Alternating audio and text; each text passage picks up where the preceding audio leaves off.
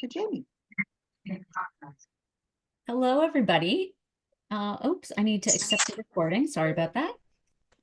Okay, so everybody, hello. I'm just putting up my share screen. I'm trying to at least. There we go. Hello, everybody. Good evening. Thank you so much for being here. I'm really excited to have the opportunity to speak with you guys about this issue. It's so important and it's so pressing on so many people's minds these days. So let me just take just a moment to tell you a little bit about me and who I am and why I'm doing this, just so that you have some context for the things that I'm going to share. So my name is Jamie Lewis. As you can tell, I speak very quickly. We have a lot to get through this evening. I am going to speak quickly, but the point is to make sure that we can really give you guys some good information about accessing home care services. So in my practice, we work on estate planning for the sandwich generation. Those are the folks who are concerned about the people in the generation above them and concerned about the people in the generation below them. It's a way of holistically looking at families and their planning needs. And part of that is understanding how to help people access home care services as they age. So that's part of what we're going to discuss this evening. And if you have questions, please be sure to put them in the chat as we go. After I go through my presentation, I'll try not to put you guys to sleep, but then we'll get... Maybe we could all go on mute. That would be great. Thanks. So when we're done... Is it possible for you guys at the JCC to mute folks? Thanks. I'm doing it already. Yes. Thanks, Gloria. So, when we do estate planning for the sandwich generation, we're focusing on the older folks, the younger folks, and the people in the middle. Tonight, we're going to talk about the home care services, accessing home care services, and some of the issues that come up in that, and some of the ways to do that. As I was saying a minute ago, if you have questions, feel free to put them in the chat. When I'm done with the presentation, Pam is going to let me know some of the questions, and we'll get to answering them that way. Also, I put in the chat the PDF of the slides. So hopefully those will be accessible to you guys too. I also believe that Gloria will be sending those out afterwards. Okay, with that, we'll just jump right in, and I have to do the little legal disclaimer piece that this is an overview. It is not a complete statement of the law, nor is this legal advice. It's also not creating a a lawyer-client relationship. It's just information to try to be a resource and help folks plan. Okay, so this evening we're going to run through home care services generally, who provides those services and where, how you access it, which we're going to discuss depends on how you're paying for it.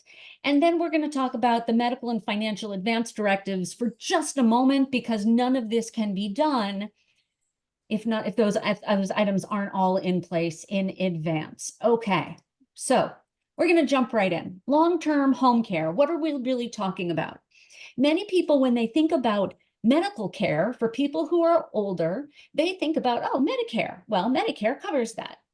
So what I want people to understand is that Medicare is a health insurance program to cover health insurance with Medicare Advantage plans, supplements, right? That's your health insurance. Long-term care is different than your health insurance. Long-term care is medical and non-medical care that's provided to somebody that's not expected to ever end, right? It's not a rehab, right? It's not expected that you're going to get better and won't need it. It is expected that you will need this care until the end of your life. And what's important to recognize is that most of that type of care is not covered by Medicare. Medicare waves bye-bye once they're past their, 120 days, right? They want nothing to do with it. And that comes as a big surprise to a lot of people, because they say to themselves, well, I have health insurance. But it's a big gaping hole that is not covered in general health insurance. And it's something that really people need to be aware of. What we're going to be talking about, you'll hear me reference it a bunch this evening, are the activities of daily living. They're called, in the world of long-term care, they're called ADLs, activities of daily living. And there is no one specific list, but generally the kinds of things that are included in these activities of daily living are here on the slide: bathing, dressing, eating, toileting, managing bowel and bladder function, and transferring. These are some of the basic home care assistance that people need, the kinds of help that they need for which you bring in a home care aide. These are the types of activities of people's daily life that a home care aide can assist with. So with that sort of understanding in mind, what are the different types of care that you can get when we're talking about home care? Because home care isn't just one You got thing. it, right? Yeah. Let me cut you short. I don't know if they can hear me. Oh, no. You want to call me later? Yeah. Oh, gee. So in the different types of home care you can have, it depends really on the needs of the person, right? So there's different levels of home care depending on the needs, desires, and excuse me, and the medical situation of the person who needs the care. So at the most basic level, there's companion care, right? Somebody who can help, somebody who is aging, somebody who is maybe a little bit frail, needs a little bit of assistance, just so they don't get, off on the wrong place, right? Just somebody to go with them. Companion care, right? Some places they'll go on outings, sometimes they'll spend time, right? It's just basic companion care. Then there's the personal care aide. Then there's a home health aide. There's assisted livings. You can get home care. That's where in an assisted living, you get a certain level of care that you come in there and that you pay for. You pay for your housing and then you pay for the level of care that you need. Some of that care is considered home care because it's an aid that's helping with activities of daily living. There might also be other needs, all right, so medical needs or things with medication and all these different kinds of things that you might need help with. But at the basic level, you might also be getting the basic home care assistance in an assisted living facility. Then there's skilled nursing care, which is a really important part of home care. And then there's dementia care, which again, it all looks very different depending on how you're accessing these things, where you're going to be getting the care, and how you're going to pay for it. So these are the various types of words, names, levels you're going to hear thrown around when you're looking into this and when you're talking about home care. If you call up a home care agency and you say, I need home care, right? What you're learning here is that that can mean different things for different people. And we're going to talk about this in a minute, that the agency is really going to work with you and your family and the person who needs care to figure out what the most appropriate level of care is if you're not sure from the medical team that you work with. Okay, so that's just sort of the various types of home care. Super quickly, who provides the care? Well, home health aides through a licensed agency provide the care. People often have informal home care as well, where they have family or friends coming by, providing care as they can. There's also a program through the Medicaid program that we're going to talk about where you can actually hire your friends and family to be the ones to give you care, and they get paid through Medicaid. And that's called the CDPAP program. Again, it's just to give you a sense of who are the different kinds of people. What are they going to, where are you going to find them, right? So that's who we're looking at for providing it. Where is home care provided? Again, we're going to go through this pretty quickly. It's generally provided at home, but you may not be living in a personal residence, private personal residence, and that's okay. Many assisted living facilities allow you to pay extra for extra care, bring in extra private care if you need it, and sometimes sort of top off the care that you receive with Medicaid home care aides that are just coming into the facility for the home care. They don't work for the facility. So you don't think that you can only get home care in a home, right? In a personal residence. Also, it doesn't have to be your home specifically, right? You could be living in somebody else's home and receiving that care there as well. Okay. Get it. So this is really the meat of what I wanted to be talking about with you guys this evening. And it's the concept really that accessing home care in New York depends on how you're going to pay for the care. Because depending how you're going to pay for it, there's different steps you're going to need to go through to access the care, to trigger the care, to make sure that you're able to access and get the care that you need. So there's 4 basic ways that you can pay for home care. You can private pay. It's just pay yourself out of the money that you've saved. Some people have long-term care insurance that they utilize. Some people utilize the Medicaid program, and other people can access the veterans benefits. Now, you can see the numbers here. They're a little bit old. They're from 2020, but as you can see, Medicaid is by far the largest payer of home care services costs nationally. And it really has to do with the fact that medical care costs skyrocketed at the same time that people's life expectancy lengthened, and long-term care insurance policies couldn't keep up without people getting priced out of the market. So everything skyrocketed, you're here for longer, and there's no way to insure against it because those policies were so expensive. So what happens at the end of people's, towards later end of people's lifetime, they realize, I can't pay for this care. And that's when we do Medicaid planning. We're going to talk about accessing each of these services, how you access your home care through each of these ways.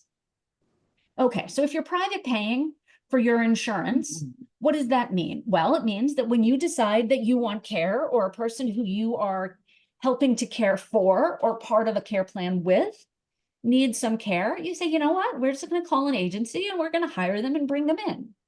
At that point, they'll likely send over somebody to do an assessment, to meet with the family, to understand what the care needs are.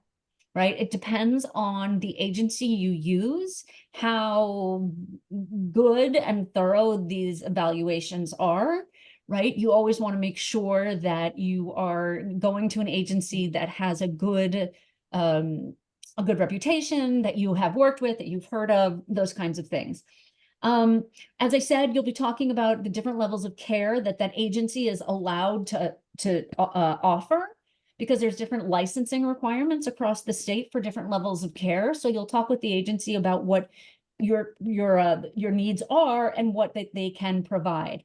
Then you'll just pay them however they send an invoice, whether it's going to be monthly or weekly. It's generally hourly. Often you will have a set number of hours per week that is a schedule that you set up, and you can change that as needed as the person who needs the care ages and as their circumstances change. There is something I want to make sure to put out there, which is New York is going through a major staffing shortage for home care aides. It's not about who or which agency, Medicaid or otherwise. It's just a shortage of aides. It just is. There are not enough people to do the work. I'm not going to get into why, but lots of people think it's lots of different reasons. It's not a lot of pay. It's a really hard job, right? So all these things come into play where you have to remember that if you're setting something up and you're doing it yourself, if the person quits their job or is sick and can't show up, it's really on the caretakers to be on top of that and either have a standby, somebody who can step in, or to work with the agency to try to see if they can get a standby or somebody to step in. It can be really, really tough, especially if you're further upstate, right? I don't know if everybody on this call is here on Long Island with us, but it's worse. The staffing shortage is worse in places that it's harder to get to. And it's just the way that it is right now. This is one of the reasons that people do sometimes like to hire friends and family, because they know who they are and what's going to happen. But you're also not really worried about that same kind of turnover you get in sort of the public market for these kinds of jobs.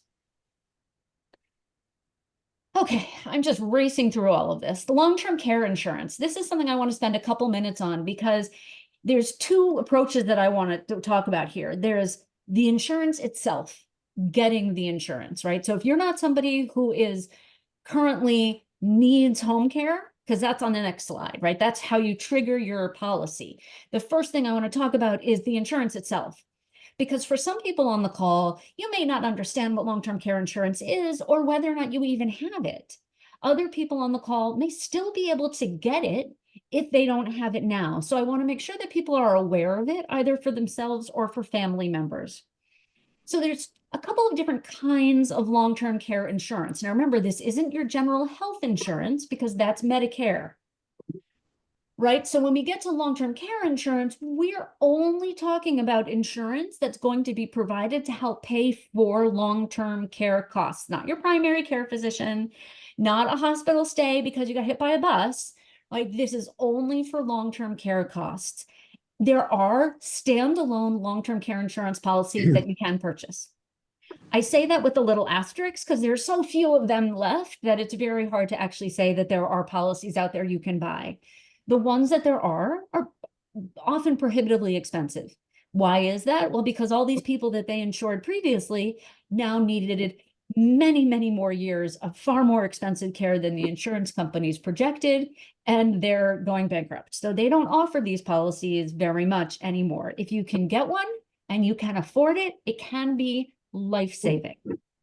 So the concept here is with a long-term care insurance policy, you generally have either a daily payout amount or an indemnity amount, right? Where they'll say you get $350 a day for a total of maybe $400,000 in your lifetime. That's usually how you see them broken down. It's a daily maximum, then with a lifetime maximum. If it's an indemnity where you're submitting your receipts, there might also be limits and things, but they don't pay it directly. You pay it and they pay you back for it, the insurance company. Generally, when you trigger the policy and you're actually collecting your benefits, you're no longer paying for the premiums. So they stop at that point. Now, one other thing I wanted to note when we're talking about actually getting the insurance, first of all, I just also want you guys to know, I don't sell insurance. I'm a lawyer, not an insurance salesperson. I don't tell you this to try to sell you anything. I tell it to you because it's part of the planning that we talk to families about, is making sure that they're thinking about this and how to put it in place. Okay, so the second main option when you're looking at long-term care insurance are these sort of hybrid policies that, or what you'll often see now is a life insurance policy with a long-term care rider. Now, what does that mean? Well, it means that maybe while you're relatively young, you want to have a life insurance policy, so there's money for your family, but you don't get hit by a bus. So now you live to a ripe old age, and that death benefit that wasn't paid out to your family is now available to you to pay for long-term care. So let's say I have a $500,000 life insurance policy. I don't get hit by a bus, yay. But now I'm 95 and I need some long-term care. And now I have $500,000 of long-term care that I can draw down from. If I don't use it all, it goes to my family just as it would with the death benefit when I died. So that's an interesting one that people can use. It works for a lot of people. It is not the right answer for everybody. For other people, specific kinds of savings or other kinds of saving vehicles might be the way to go, depending on your own personal situation. My point tonight is not to advise you on which to do. It's just to let you know the world of what's out there and how they generally function and how you access them. Okay, the other thing to know about the life insurance with the long-term care rider is that these actually might be easier to qualify for than a standalone health insurance. And it has to do with all of the magical algorithms that they do that I don't understand at all. Give me the tax code any day. Insurance algorithms I don't get. But often people who may not be able to get qualified for long-term care health insurance standalone can qualify for a life insurance policy. And then they can stick on the long-term care rider. The other thing that you want to be thinking about is inflation protection. Because if somebody at the prices that people were paying for long-term care 20 years ago bought a policy, it has not kept pace with inflation if they didn't get an inflation rider, and it's only buying them a fraction of what it would have bought them 20 years ago. So I recently just worked with a family and they said, we have this policy, we don't understand it. Can you take a look? Wife was just diagnosed with Parkinson's and they're trying to figure out what's going to happen.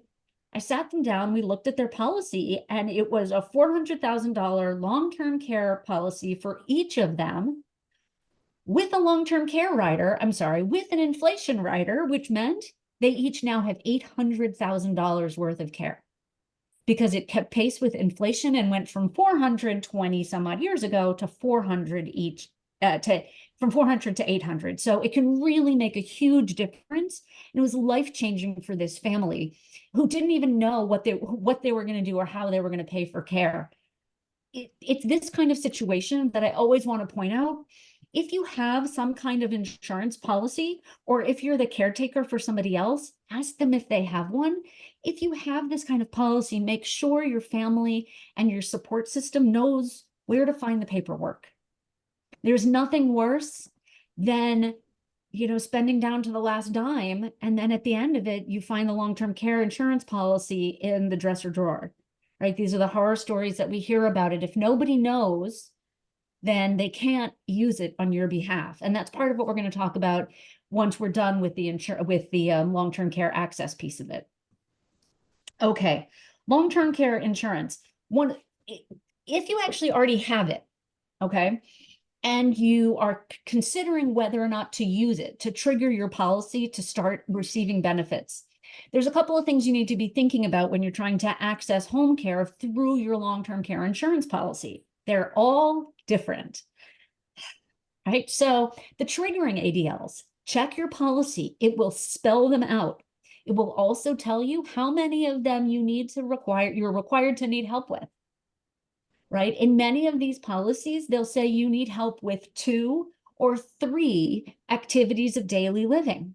The other thing they did is as people were starting to trigger their policies to get assistance, the insurance companies got very smart and they said, you know what, bathing comes first. That's the one that people tend to need help with first and right away. So we're not going to count that.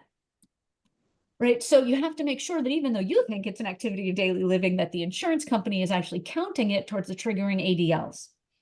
The other things to make sure you know about, as we discussed with the last slide, your daily limits and lifetime limits, right? It's just important to have an eye on those things. There's also the elimination period, which comes as a really big surprise to a lot of people. It's a period during which you need care, but the insurance company won't pay for it. It's crazy, right? It's crazy. But what ends up happening is people who aren't clear about their elimination period, they say, okay, I need the care now, but I have an elimination period of 90 days, so I'm going to hold off on getting care. I'm going to hold out. But on many policies, they won't even start the elimination period if you're not getting the care. So you have to be paying, even if it's 1 hour a day, you have to be paying for some care in some of these policies for them to count those days towards your elimination period. I know this one family, they said, we've waited the 3 months. We need the care now. We waited so long. And I said, you haven't even started, because they hadn't paid for an hour of care in that whole 90 days. So the insurance company says, well, what do you mean you need it? You can't really need it if you haven't had to have it. And it's just a way that they can push off giving the care. Also, it helps in it comes into play when you're talking about the costs of the premiums. The longer the elimination period, you can often get cheaper premiums. If you want a much shorter elimination period, maybe 30 days, more expensive premiums. So that's how those things work. And then you want to check your policy, if you have one, to make sure you have an inflation rider. And if not, where that leaves you in today's numbers. Just as an aside, I mean, people are paying about $100,000 a year to get an average to get home care services, whether that's home, in a nursing home, it's more than that. But that's just a sense where, if that's not what your plan was planning on when you bought it 20 years ago, to compare those numbers so you're not caught off guard. Okay, I want to just mention here veterans pensions benefits. It's not something that I specifically work in, but for those people that can qualify, it's very hard to qualify, very limited circumstances that it applies. But if it applies, it can be life-saving. So if you work with somebody, or if you're caring for somebody who has any kind of military service, just check. It can't hurt to ask the question, right? So you have to have at least 1 day during qualifying wartime. And then there are these net worth or asset limits, like you have in some of these other programs. There's also a look back period, and we're going to talk about that for a brief moment when we talk about Medicaid, but it's really hard to plan for veterans benefits. You can plan for Medicaid. You can't really plan so much for veterans benefits. It's just very, very tricky. So, but it's always something to ask about. It's very important to ask the question. It's also important to note that a surviving spouse and a disabled child, even if it is an adult child, might also be eligible for those veterans benefits. So it's always something to look into. Costs nothing to ask. Okay, we're going to take a couple minutes here before we get into questions to talk about Medicaid. I'm going to run through this because this is not a Medicaid presentation. It's a home care generally presentation, but Medicaid home care is a big piece of that. So let's just be clear here. Medicaid is a big thing. What is one piece of it is this federally and state funded health insurance program for people who don't have a ton of money. That's not the Medicaid we're talking about. I wish they had called the long-term care benefits for people over 65 and disabled. I wish they'd called it tomato soup, because it would make my life a lot easier, because when I say Medicaid, people get all confused and concerned. But now I'm talking about long-term care benefits for people over age 65 and disabled. In order to be eligible, you have to meet income requirements and resource requirements. There are a ton of planning tools to be able to become eligible in New York. I'm not going to go through all of them because there is no time for that this evening, but I will say that New York is one of the easiest states in the country to allow people to get qualified for Medicaid benefits, to get long-term care benefits, while still retaining your access to your funds and your dignity as you age. New York makes it possible. It's really an option on the table for people if they need it, if they don't have the funds to cover it themselves so that they can age with dignity. So there's a lot of big items that are often excluded when you're looking at Medicaid. People say, oh, well, I couldn't possibly have Medicaid. I have $1 million in my IRA. That's a good problem to have. IRAs, if they're in payout status, are excluded. They're not counted for Medicaid in New York. It's something, you know, I mean, it's one of these crazy things that there's lots of ways New York lets us get qualified. So again, it never hurts to ask. Also, if you're living in your house, it has an equity limit of under about $1 million. It's also going to be excluded, right? So it's worth having these conversations. Also, I'm just going to back up for 1 second. The income, while it's very, very low amount, you can't get a parking space on Long Island for $1,700. If you have income over that, as most people do, right, and have to pay for their home, their taxes and all these kinds of things with their income, New York lets you do that. You don't have to live on $1,700. You can live on your total amount of income using a tool called a pooled trust company. It's not a trust a lawyer makes for you. It's a nonprofit company regulated by the state of New York that is set up specifically for the purpose of letting people who have more income be on Medicaid. Okay, moving on. There are two pieces of Medicaid that I really just have to point out because it's very important that everybody be thinking about this. Medicaid looks at 2 time periods. They look at when you're eligible, when you're looking at whether or not you qualify, and then they look at when you pass away. In terms of eligibility, they look at if you're trying to get nursing home care, which is not the focus of this conversation today, there's a 5-year look back, which means they say if you gave away $140,000 in the last 5 years, we're going to penalize you, and it would be 10 months. It's based on the amount of money. I said 140,000 because it's divisible by the penalty number, so it's about 10 months. If it was 100,000, you divide it by about 14, and I can't do that math. So you figure out the amount, but they're going to get a penalty for transfers that you made that you didn't get money for. You sell your car, you're good to go. You give your car as a gift, they penalize you for that. And it's a period of time that they're not going to cover your care. So currently for home care services, as the law stands right now on the books, there is a 2.5-year look back for home care, but it has not been implemented yet. Many of us in the industry are working very hard to get that look back off the books and repealed before it is implemented. We've heard from the Department of Health that, and you see it right here, that it's been delayed, but they were saying it could be implemented as soon as this month, which is clearly not happening, but they have not given us a new updated date. Realistically, it will take some time. They still need some federal approvals, but during that time, we're working very hard to get that thing repealed so we can go back to having no look back. If you need to apply for home care now, there will be no look back applied to your application. I want to be clear. The look back is on the books, but it's not being implemented yet. Okay, so if you apply now, no look back. You could win the lottery tomorrow, give all your money to Pam, and then April 1st, apply for Medicaid because there's no look back for home care.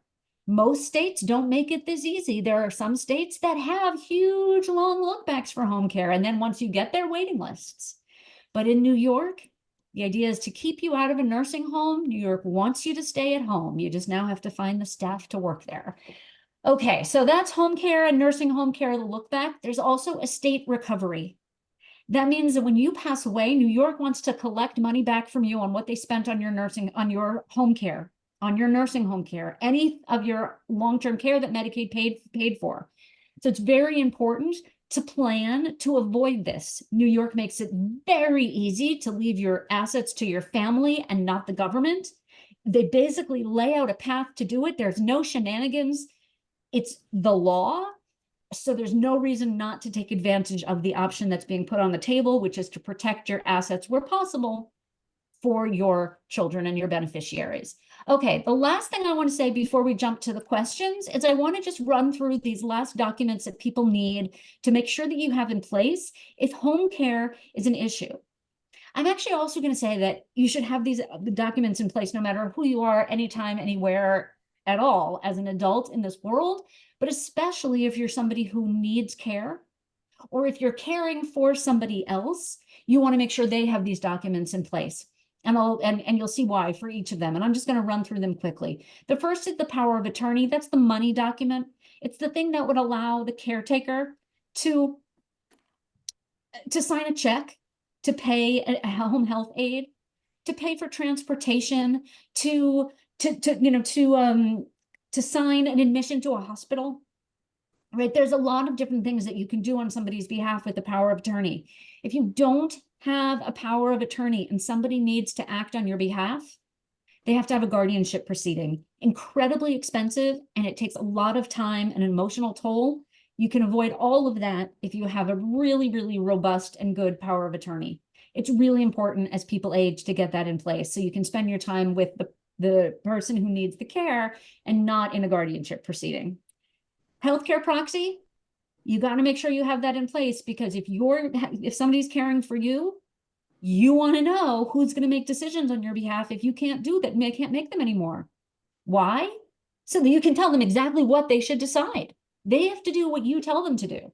And you get to pick who those people are. But if you don't, the law picks who gets to decide for you. And most of us don't want to leave it up to New York State. So pick a healthcare proxy and tell them what you want. If you are a caretaker for somebody who is aging, find out who their healthcare proxy is. Make sure you know how to reach them. If it's you, make sure you understand the needs and the wants and the desires of the person that you're nominated to be the agent for. Living will, super quick, end of life. I call the dying with dignity document.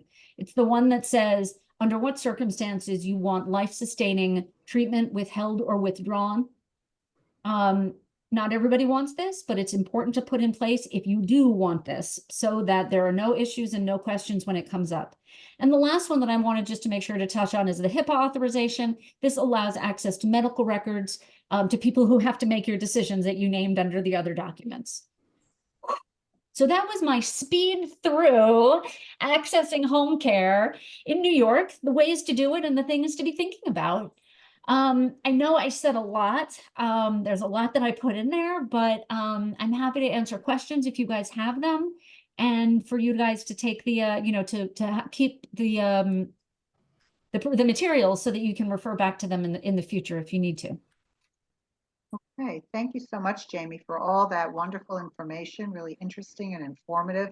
Jamie, could you get unshare for a moment? Would that work for you? Absolutely. Because I don't think There we people go. did put it in the chat, which No. doesn't mean they don't have questions. It just means they didn't put it in the chat, is my hunch. also So, we possible don't it's have talking that so many fast. people on here that people can't, raise their hand or indicate that they have a question. So those of you that can unmute yourselves, that would be useful. If you want to ask a question about anything that Jamie talked about today or didn't talk about. Mhm. How's that even? Anybody have a question? I'd like to ask a question. The difference between guardianship and power of attorney, could she be a little more specific, or are they basically the same? So a power of attorney is the document that gives somebody the authority to do things on your behalf. All right, 1 second you- now. 1 second. Power of attorney is only made with cooperation when the person does not cooperate and time goes on to where it is right now in my situation, will the guardianship provide me with the necessary legalities as power of attorney would once the procedure is over? They're very already different started. concepts. They're very different concepts. And generally, the concept is that a power of attorney is supposed to be used.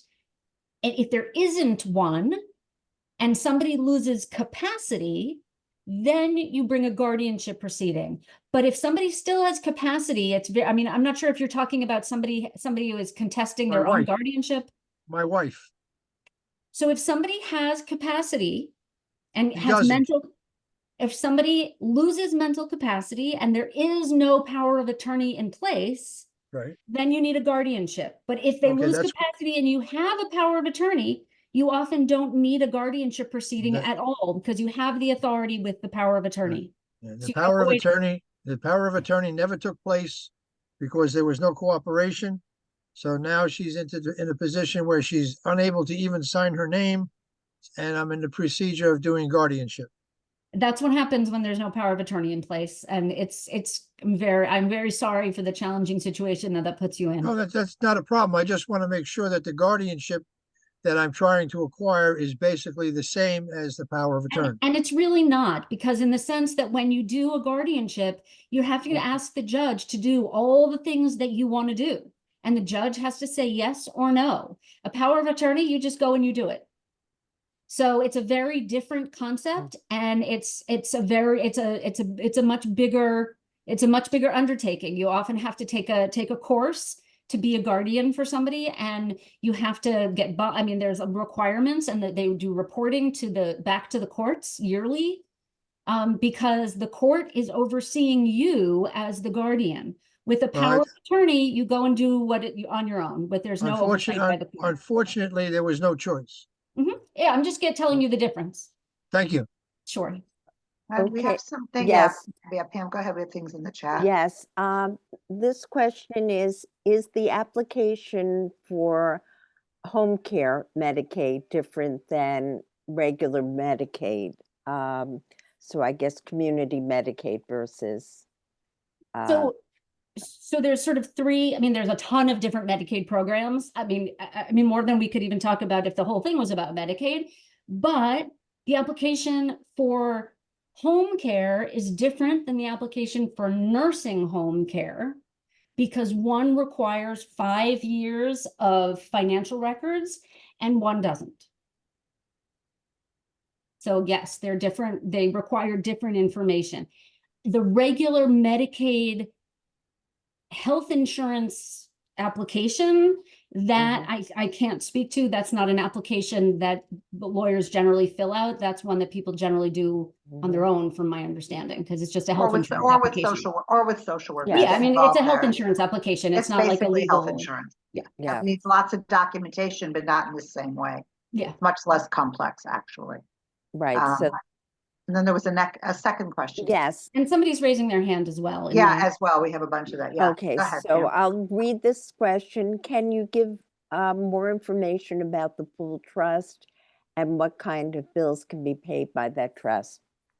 So a pool trust, and again, remember, it's called a pool trust. There are a lot of these names. I wish they hadn't called them what they called them, right? Medicaid, the pool trust, that's another one. Okay, it's a company. It's a company that takes your extra money and your extra money, the money that's over the Medicaid amount, and pools them together. And that's what the company does. And then when, let's say I am using the pool trust for all of my income that's over the 1,700, right? And I need to pay any bill that I need to pay for my benefit, the pool trust will pay on my behalf with my share of the money that was put in there. So I get my Social Security payment, I put it into the pool trust. I get my required minimum distribution, it goes into the pool trust. Anything over that 1,700 is going to go into the pool trust, and then they are going to pay on my behalf. It's like a bill paying service, right? They're going to pay my credit card bill and my grocery card debit card and my transportation cost to get to and from an appointment that I had to go to. They're going to pay my rent. They're going to pay my utilities. Not their money, with your money, right? You have to have enough in your share to cover that, but they will pay any bill for which you are receiving the benefit. They will not pay for you to buy your nephew a birthday present. They will not pay for you to send your family on a vacation. They will pay for you to get a computer and get Skype or Zoom so you can talk to your nephew, though. Right? So it's really any expense that's your expense for your living, they'll pay for. And what you should know is that not every state offers this as an option. Most other states, you have to spend every dime on medical care down to that $1,700. But New York says no. Nope, we want you to live with some dignity here. We'll let you pay your expenses and your bills as long as we know it's for you. And then we'll let you qualify for Medicaid on the income side. So that's Follow up. Got a follow-up question? Go ahead. Yeah. What does the pool trust come and play with? Is the only home care? There were 3 types of situations. But which situation does the pool trust situation cover? home care. Home care. When you go into a the nursing home, community. and that's called institutional Medicaid. When you go into a nursing home, all of your income goes to the nursing home, except for a few exemptions for some Medicare payments and a $50 personal spending allowance. All of your income is going to go because you don't have to pay real estate taxes. You don't have to pay rent. You don't have to pay for your food. So they take all of that income. So But the pool then trust is the home care. the pool that's for trust is home for care. home care. Community. For community home care, right? Community is Home. the official term Mhm. for the home care Medicaid. And the income goes, pool trust is for income. And you can use it when you have home care, but when you go into a nursing home, that's when they take your income and then Medicaid will pay the rest of the nursing home bill on top of that. Somebody else have a question? Yeah, Vivian, you had a Yeah. question. You have, you're on mute. Yeah, I know. Go ahead. Actually, I have 2 questions. I'm the only caretaker for my elderly husband. And you mentioned something about Medicaid for long-term care services. Who would I contact to get the full explanation and the full, not explanation, you explained it quite well, the way to access it. In other words, even if I have to pay someone to say, okay, you do A, B, C, and D to apply for it. Because you said, you apply for it. Well, where? Do you go to a Medicaid office? Do you go to a Medicaid person? It's a very good question. Mhm. There's a couple of different answers to that question. And I have to, because I'm an attorney, I have to really be careful of the way that I answer it. So the first answer is, whenever you are applying for Medicaid, for long-term care, you should consult with an attorney. There is planning that is legal and suggested that you can get wrong really easily and end up losing things that you don't need to lose that can impact your life. So is there an attorney that says attorney specializing in what? Yeah, so estate planning and elder law attorneys like myself, we do Medicaid applications as a part of our work. So we handle it. This is not a marketing thing for me, but it's just people like me. This is what we do. There are some attorneys' offices who won't do the actual applications, though. They will only do the planning. We do the planning also and the applications. There is another option, though, that's sort of in between doing it yourself, which some people do if it's not complex, but I can't suggest that. In between yourself and an attorney, and they're what's called Medicaid planning specialists. And they're not lawyers. They cannot give you advice on the law, but they usually charge less to submit the actual application because it's complicated. You have to really walk the caseworkers through your application. You don't just send in the applications, you sort of walk them through and get them to yes, right? You answer all of their questions before they ask them, right? So there's ways to present the application. And so the Medicaid planners can be a really good alternative for certain people in certain circumstances. Some of them really border on practicing, unauthorized practice of law because they're making decisions for people that are not quite correct. And I've seen it cause problems. So as a lawyer, I have to say that you should really always consult with an attorney. It's either going to be an elder law attorney or somebody who like me, who does elder law and estate planning holistically. Thank you. You're welcome. You said you had a second question too. Yes, I'm trying to read my notes here. The second question had to do with, I've read, and again, I read a lot because he has sundowning, he goes to bed early, and I'm up all night. I read that a caregiver, okay, can get paid for giving the care. Who exactly pays, or how exactly would a caregiver? We don't have long-term insurance or any kind of insurance. So what I think what somebody was referring to when you heard about that was the program called the CDPAP program. And it's an acronym CDPAP, Consumer Directive Personal Assistant Program. And it is through the Medicaid program. And it is a type of Medicaid home care. Once you apply for Medicaid home care, instead of saying, I'm going to use this agency, you say, I'm actually going to use the CDPAP program. And in fact, many home care agencies have their internal CDPAP program because it's a bunch of paperwork and it can be a hassle to sort of figure it out on your own. So what it is where you can say, I want to get paid for caring for my parent or my child, right? And then you, through Medicaid, the person's home care Medicaid gets approved. And then the person who works as the aide gets a check from Medicaid for those hours. So But it's you have to Medicaid who pay- pays. I'm What? sorry for interrupting, but you have to pay a monthly amount, like you pay for an insurance. No, this is Mm. Medicaid. Medicaid is, you don't pay for Medicaid. This is a program where if somebody in your family qualifies for Medicaid long-term care, and you say, I want to be the aide, through this Medicaid program called CDPAP, you can get paid by Medicaid to be the aide for your family member. Now, it Yeah, doesn't. who do you go to get that information? So there are a number of home care agencies that will give you information about that. You can also get information on CDPAP directly on the Medicaid website because it's designed to be something that you do yourself.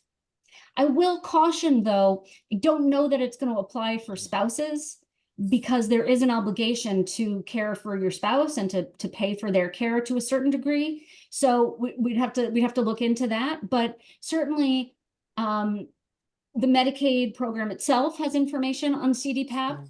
And like I said, a lot of home care agencies run their own sort of CDPAP program. You can go to them and say, help us make this so. But Jamie, I just want to say to Yeah. that, if I can, and just correct me if I'm wrong. I think what Vivian is asking, which I think Vivian actually is such a good question, which is we often give people lots of information, but we don't really give the ABCs. And that's what I think Vivian's asking, Yeah. like, Yeah. what's the first thing? What do we do? Because I think that's really good.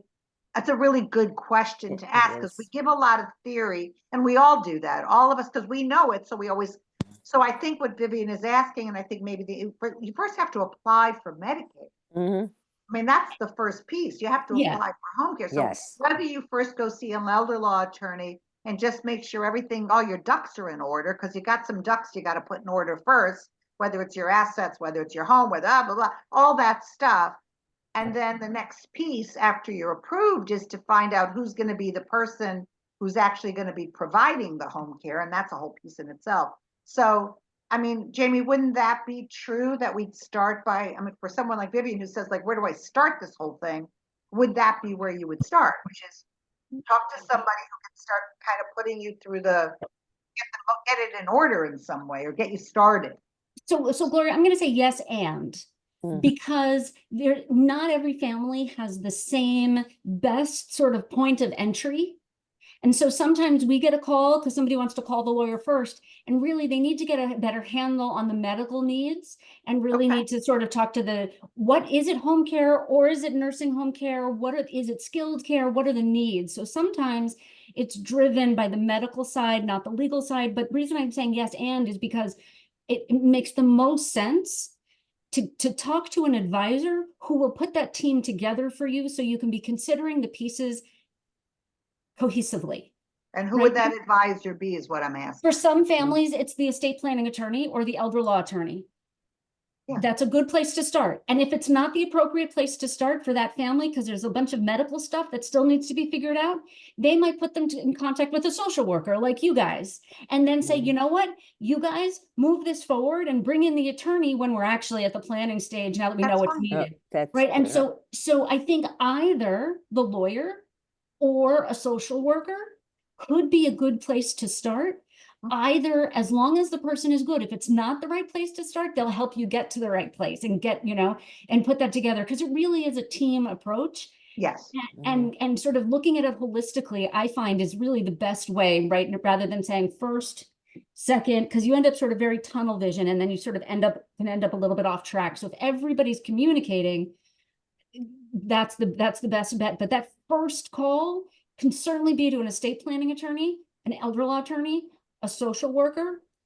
It could also be, if you want to access home care services on your own, you could call a home care agency, because they can also, often they'll have social workers on staff who will come and do an assessment, help you guys figure out what you need. So again, it depends on your situation. Certainly any one of those three places should be a good place to start, and they should help you build a team around your specific needs. But any of those could be a good entrance point, I think. Does that help answer I Yes, sort of thank wanted to make it broader, a bit broader. No, that's fine.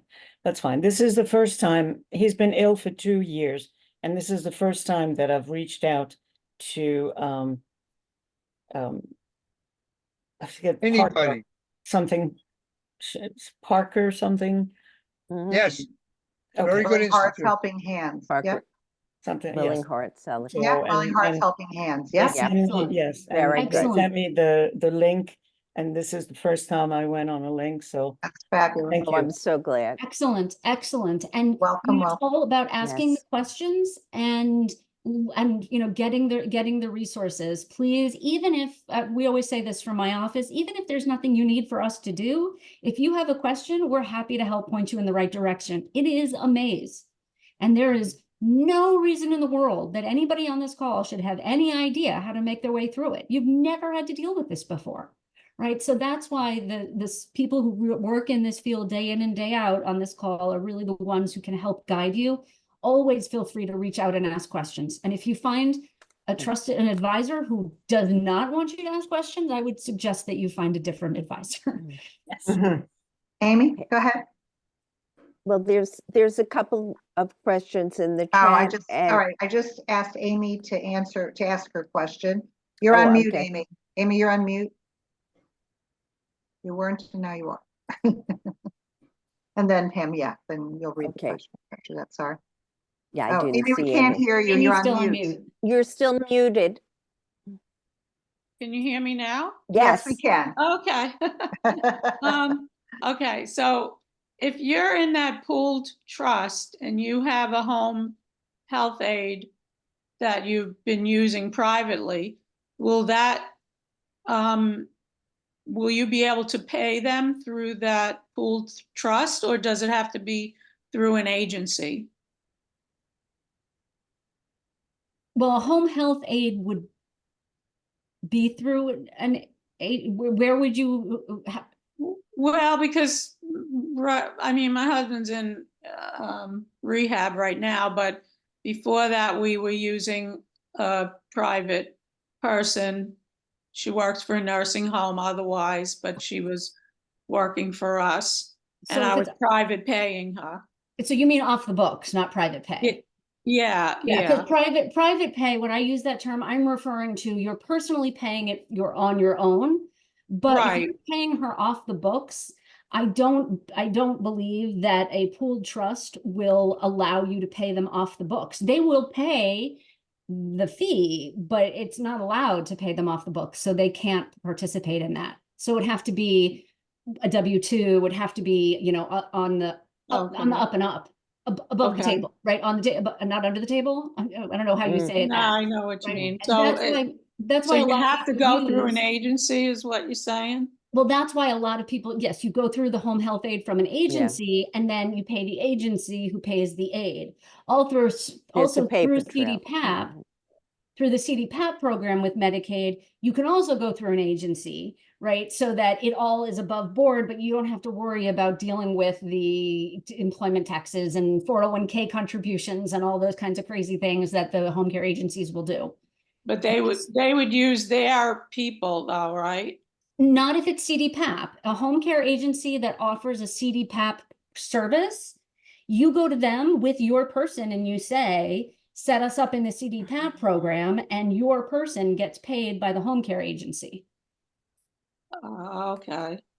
It's not, I mean, it's complicated, and I'd be happy to talk about it in more detail, but it's really a Medicaid program that allows you to hire your caregiver that you want to hire. Medicaid will pay them because it requires it being on the books. These home care agencies have stepped in and said, we'll handle the back office paperwork for you. You get the aid, you come to us with your person, and we'll help you get it all taken care of, and we'll set up the back office piece of it. Right. Okay. That makes sense. Okay. Okay, I Here's I an- did see a question in the Yeah. chat about a spouse. and yes, I that's what I just- was going to read. And I know we're running out of time, so I just want to make sure that we talk about that. There's I was two- going to read the question. Oh, okay, Can- please go ahead. Can you talk about the difference in income limits and how assets are counted or preserved for long-term care Medicaid when there's a spouse involved? So there's two ways that you can look at Medicaid when there's a spouse involved. There are higher numbers if you're married. That's the first thing. You know, those numbers that I listed, the 17 and the 31,000, those numbers are higher when you're married. But in New York, we have an option called spousal refusal. And what that means is, as I said before, spouses are required to pay for their spouses certain levels of care for their food and shelter and medicine. You can say no. In New York, they allow you, as the spouse of somebody who needs Medicaid, to say, nope, I'm not going to pay. It's a spousal refusal. You submit it with the Medicaid application. Now, here's the thing. If you have money and you just don't want to pay, and you're rolling in the wealth, Medicaid probably won't like that. They can sue you. They can come back and say, I know you said you're not going to pay, but we can sue you and have a court determine what you should pay. They don't right now. I don't know what's going to happen in the future, but they don't generally bring spousal refusal lawsuits in New York. It's just not something that's done unless you're clearly flooding the system, like, I don't know, Elon Musk trying to get home care or something, right?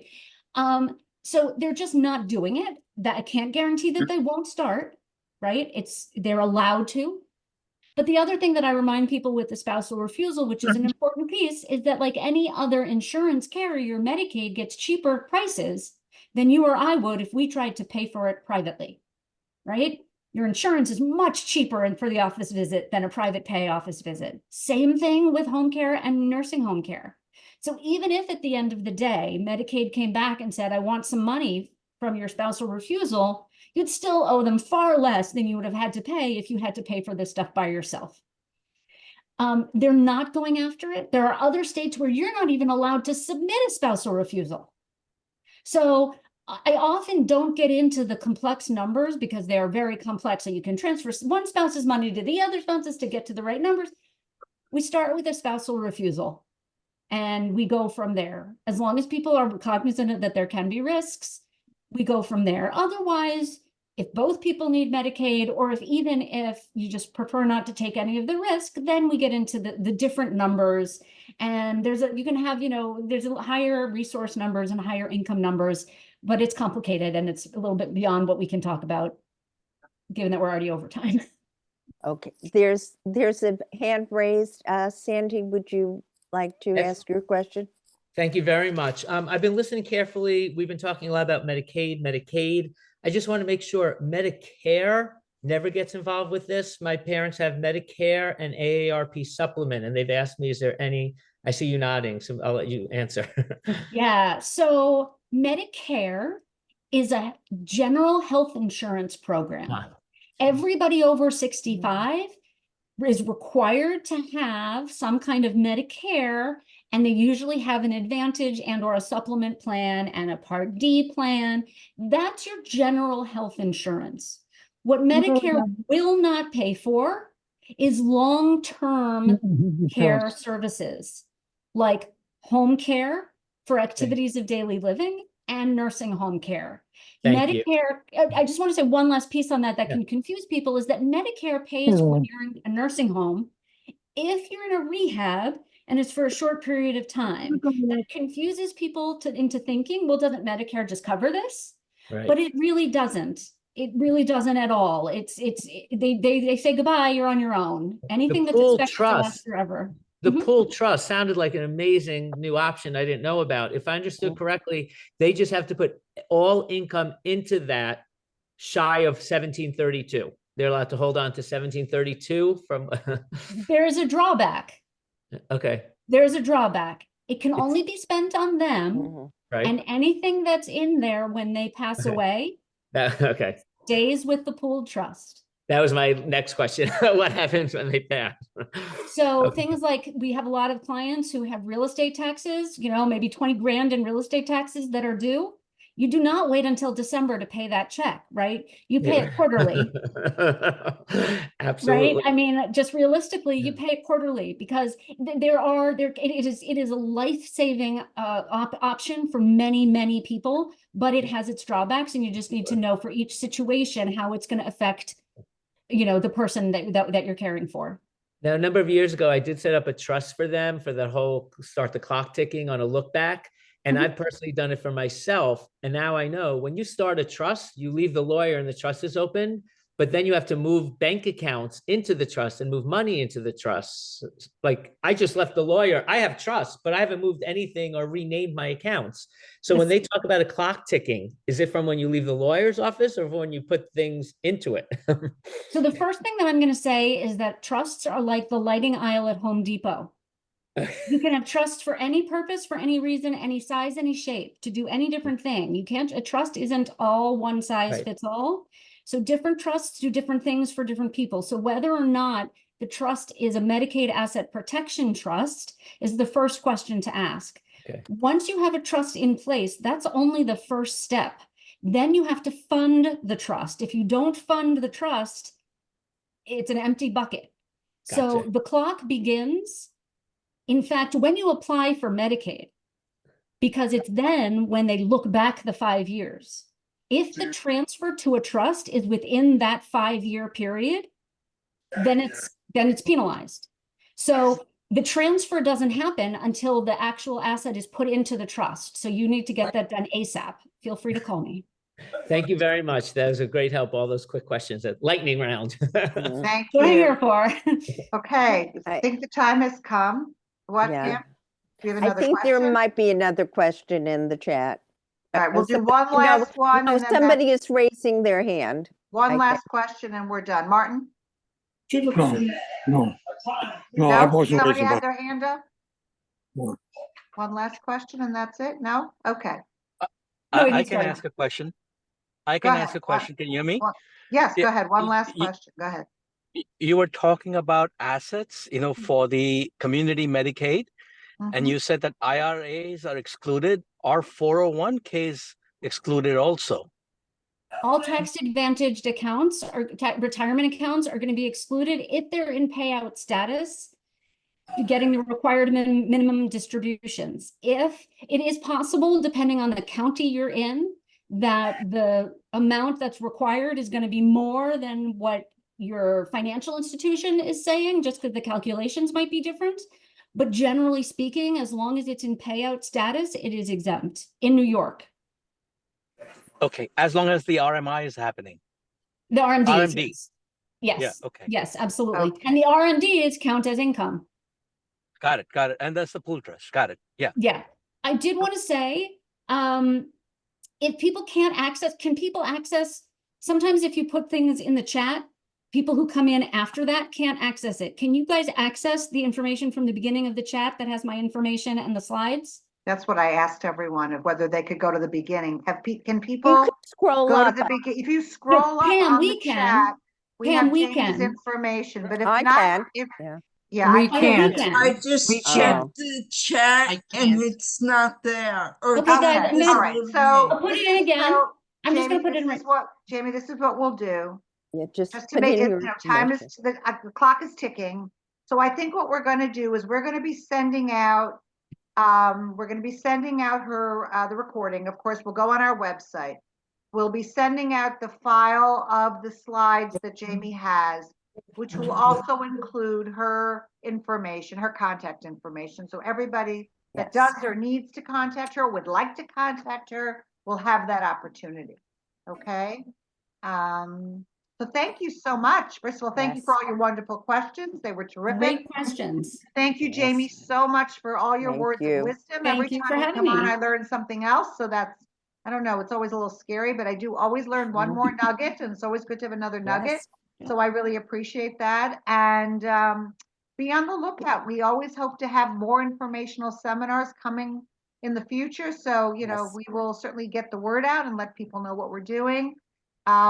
Check our website. Our new spring guide will be coming out shortly with all of Yes. our information, some of our programs, our presentations, some of Pam's dementia programs. We have a new program starting. So be on the Yes. lookout. Check out our website, because there is What always. is your website's It name? is very easy. Freeburg. freebergjcc.org. I'm sorry, say it again.